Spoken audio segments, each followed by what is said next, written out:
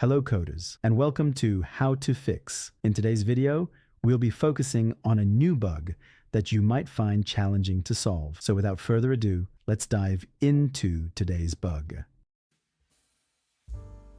Let's now run code 1 that triggers the error and see the output. Now, here's the breakdown and the fix for the issue.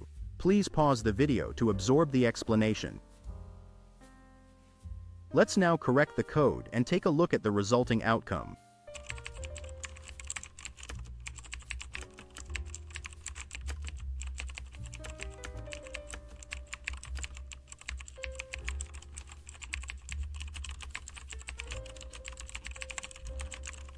And just like that, the code is running smoothly and our output is on point.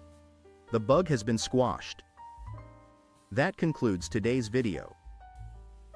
If you found this tutorial useful, be sure to give us a thumbs up and subscribe to our channel for more troubleshooting videos. Remember, stay inquisitive, keep learning, and happy debugging, folks.